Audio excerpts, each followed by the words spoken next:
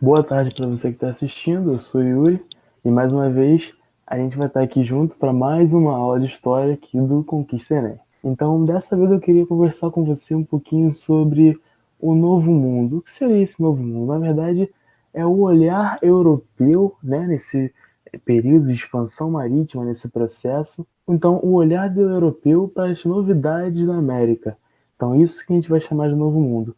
Primeiro, para começar, é sempre importante a gente ter em mente, quando a gente fala de descobrimento da América, Cristóvão Colombo, etc., na verdade não é um descobrimento, no sentido de uma invenção, no sentido de que a partir dos espanhóis, dos portugueses, dos franceses, ingleses que depois chegaram, a gente vai estudar isso depois, que a América começou a funcionar de certa forma. Na verdade, a gente viu um pouquinho na aula passada, né, com o nosso amigo Guilherme, que falou muito bem sobre os povos originários, né, e um pouquinho ele falava de povos que já estavam aqui nas Américas antes, né, desses colonizadores, desses europeus chegarem. Então, no nosso caso de hoje, embora os maias sejam sempre muito importantes, né, dentre esses três que a gente vai falar, os maias, os astecas e os incas, hoje a gente vai ficar mais com os astecas e os incas, porque os maias, na chegada, na época de chegada desses europeus, eles já tinham se dizimado. Então, a gente vai falar sobre dois grandes navegadores, na verdade, grandes, assim, importantes. Não vamos levantar muito a bola desses colonizadores, não é meu papel aqui. Mas dois importantes colonizadores, né, navegadores, participaram desse processo de conquista desses povos e que deixaram um terreno livre para essa colonização, principalmente espanhola, nesse caso, que a gente vai estudar em outras aulas. Mas antes de falar deles, é sempre importante falar da complexidade desses povos, né? Então eram impérios com estrutura de governo bem definida, com exército, com cobrança de impostos, com conquistas. Então esses impérios eles foram sim baseados na conquista de povos, até na subordinação de outros povos, povos que perdiam guerras contra astecas e incas e eram escravizados. Então era uma estrutura bem complexa que, na verdade, não nos permite tratar esses povos indígenas, quando eu falo indígenas, eu falo originário de, então os indígenas da América são os povos originários da América. Então esses indígenas, astecas e incas, não podem ser tratados como meros selvagens, com essa ideia que a gente tem, né, do índio, essa linguagem um pouco pejorativa, porque índio a gente viu na outra aula também, que é uma nomenclatura dada porque Colombo achava que tinha chegado nas Índias, na verdade a Ásia, né, na busca de especiarias, e durante todo esse erro de rota, esse erro de caminho, ele acabou chegando aqui e por um certo tempo ele considerou que aqui era realmente as Índias. Então essa nomenclatura na verdade está um pouco inadequada, então vamos tratar como indígenas. Então seria um pouco leviano, seria um pouco assim infundado a gente tratá-lo como mero selvagem, como sociedades atrasadas e sociedades que, na verdade, precisariam se espelhar em europeus, será? Com toda essa complexidade no governo, toda essa complexidade até mesmo social, de uma estrutura entre ricos, pobres, camponeses. Agora, falando já, né, desses navegadores, da importância deles, eu vou começar com Hernán Cortés. Esse nome é importante a gente ter,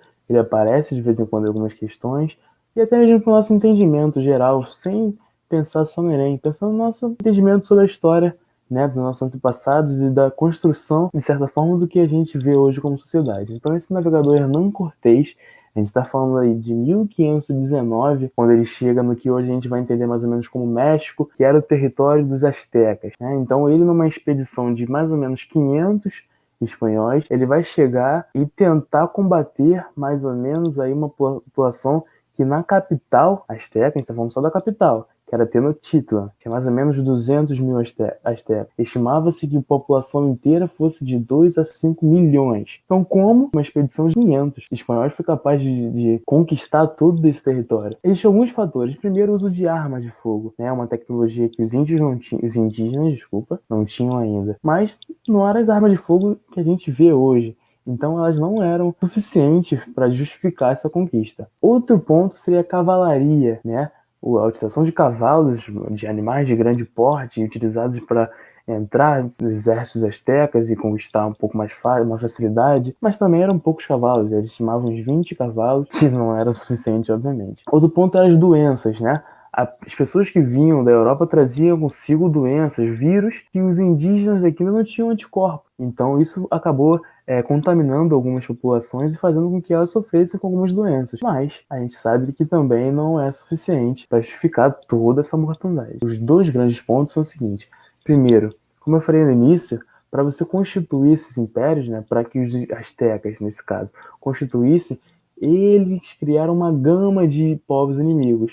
Então, na chegada, né, desses colonizadores, desses europeus, esses povos viram uma oportunidade de aliado a eles, derrubaram o império que os subordinava há muito tempo. Então foi muito comum o casamento, né, a ligação entre povos inimigos aos impérios astecas com os povos colonizadores para auxiliar, né, já no conhecimento de terreno, no conhecimento muitas vezes de língua, etc. E nesse caso especificamente de Hernán Cortés, ele teve, digamos assim, uma sorte, porque entre essas caminhadas dele, né, aqui no território do México, um grupo chamado dos tabascos, era um grupo também, étnico, doou, né, foi uma forma de presente, 20 jovens. Dentre elas, tem uma indígena que ficou muito conhecida na história, que é a Malinche.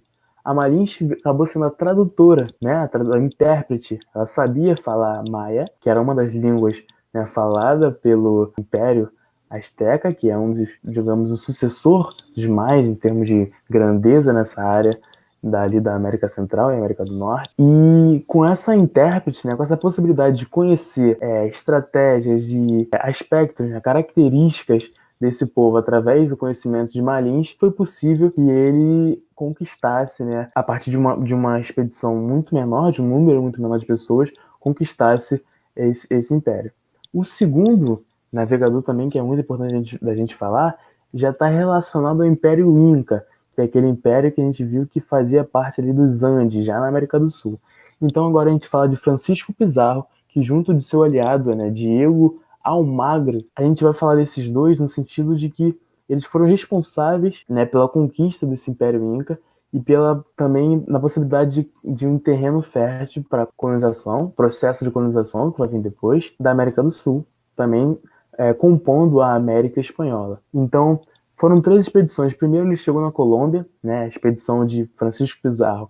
A gente está falando de mais ou menos 1524, já um pouquinho depois de Cortés. Chegou à Colômbia e aí ele viu que não era muito por aí. Ele começou a ter contato com alguns incas, porque, lembra, os incas, embora a capital fosse em Cusco, que a gente entende hoje como Peru, eles se espalhavam, né, e havia população espalhada por toda a área dos Andes, né, que engloba grande parte aqui da parte oeste, né, da América do Sul. Então, eles chegaram à Colômbia e tiveram contato com alguns indígenas incas que começaram a dar alguns traços, né, das características do povo, que é a mesma estratégia usada por Cortés, o conhecer o povo, conhecer o dia a dia.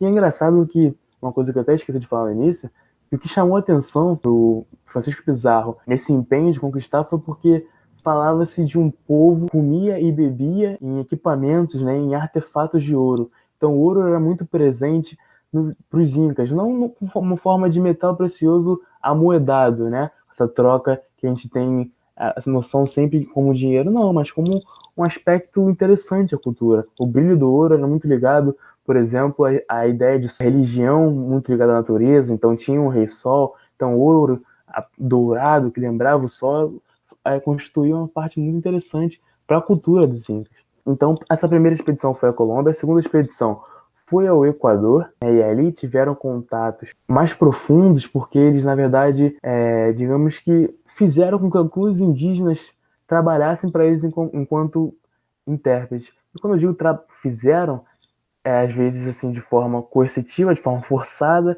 de forma obrigatória, por meio da força, e às vezes também utilizando de grupos inimigos. Então sempre tem essa dualidade de possibilidades em relação a um grupo dominante. Sempre tem pessoas querendo se aliar a outras para tomar, né, aquele poder. E aí, na terceira expedição, enfim, ele chega ao Peru e ele consegue, já pelo conhecimento do território, pelo conhecimento das questões, ele consegue se infiltrar, matar, né, a guarda do imperador. Imagina, o imperador com essa grandeza tem uma guarda bem arquitetada. Ele consegue ultrapassar essa barreira e aí ele sequestra o imperador Atahualpa, que é um nome também que aparece bastante, o imperador Inca, né, nessa época. E aí, no ano seguinte, ele toma a capital Cusco. A partir daí, tendo o poder, né, do Império Inca, ele faz com que Lima, que a gente sabe que hoje é a capital do Peru, realmente vire a capital. Na verdade, não mais do Império Inca, mas desse território que hoje, ou melhor, que na época depois foi conquistado pelo Francisco Pizarro. Então, galera, para fixar bem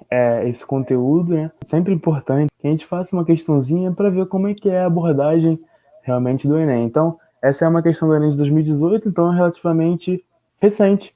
E mais legal ainda, foi o ano que eu fiz e eu não me lembrava dessa questão, mas vamos lá. Vou ler com vocês, tá?